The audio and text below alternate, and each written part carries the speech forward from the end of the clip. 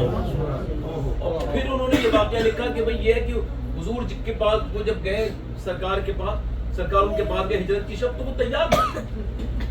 تو کہا میں نے تو تمہیں اطلاع نہیں کی تھی آج ہی رات میں ہجرت کرنی. جی یا رسول اللہ. تب پھر تیاری کیسی؟ یا رسول اللہ آپ نے 3-4 سال پہلے ارشاد فرمایا کہ ہجرت ہم رات میں کریں گے.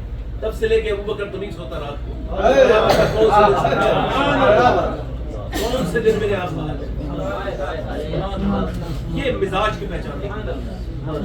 اور دوسری بات، ایک دن حضور جب مدینے آئے تو عادت کریمہ یہ تھی کہ تشریف لے جاتے تھے تو سب سے آخر میں بیٹی سے ملتے تھے. اچھا آپ نے بھی دیکھا آپ عمرے پہ آئے ہوں گے، سب سے آخر میں جس سے آپ ملے ہوں گے نا وہی سب سے پیارا ہوگا.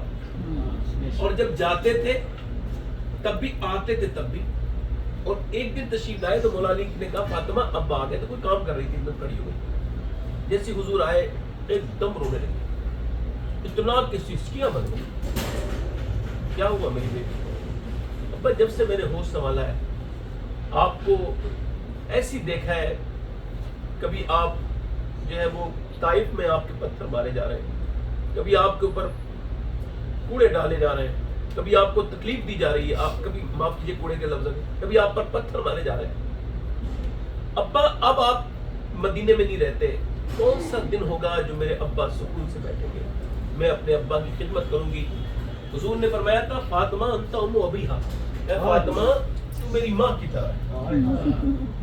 ایسا خیال رکھتی ہو جیسا حضور کی امی سیدہ آمنہ ایسا خیال رکھتی. تو کہا کہ فاطمہ جب تک ایک ایک گھر تک اسلام نہیں پہنچ جائے گا تیرا باپ آرام سے نہیں بیٹھے گا، اس کی ذمہ داری ہے. سیدہ پاک خاتون جنت کے بارے میں ایک آخری بات، آپ نے بار بار یہ واقعہ سنا ہوگا مگر یہ ہلکے سے سن لیجیے. ویسے یہ بڑی خاص بات ہے، یہ بات الگ ہے واقعہ سنا ہوگا، میں نے جو بات میں بیان کر رہا ہوں یہ بڑی خاص بات ہے. عثمان غنی والا واقعہ سنا ہوگا کہ انہوں نے وہ سب لوگوں کے پہلے حضور کے قدم گنے، پھر وہ معاف کر دیا اور قدم کہا کہ ان کو میں نے غلاموں کو آزاد کر دیا. حضرت علی دیکھ رہے تھے اسے تو انہیں رشک آیا، اس کا انہیں رشک آیا. اور وہ جب گھر آئے تو ان کا مزاج میں تھوڑی سی کہ اتنی بہترین دعوت تھی حضرت عثمان غنی کہ بہترین کھانا دانا سارا، اور پھر ہر قدم پہ ایک غلام آزاد کر دیں گے. تو وہ کا سیدہ نے مزاج کی پہچان کیا ہوا، کہنے لگے وہ عثمان میرے بھائی عثمان نے دعوت کی ہے، میرا بڑا دل خوش ہوا ہے. اور پھر وہ خاموش ہوئے. اب کیا ہوا؟ کہا میں بھی کرنا چاہتا ہوں. اور ہمارے گھر میں تو کچھ ہے نہیں. تو سیدہ نے مسکرا کے کہا کہ سبحان آپ جائیے دعوت کر کے. حضرت علی کہتے ہیں میں نے توکل یہ خاتون جنت سے بڑا نہیں پایا. کہتے ہیں مجھ سے یہ حال ہے کہ میں نے ان سے پوچھا کہ آخر کیا بات ہے زندگی میں، کبھی آپ نے مجھ سے کچھ مانگے نہیں. ساری عورتیں یہی جھگڑا کرتی ہیں، یہ دے دو وہ دے دو. آپ کہتی ہیں میرے ابا نے میری تربیت اس طرح فرمائی ہے کہ اللہ کے علاوہ کسی اور سے مانگتے بھی شرم آتی ہے.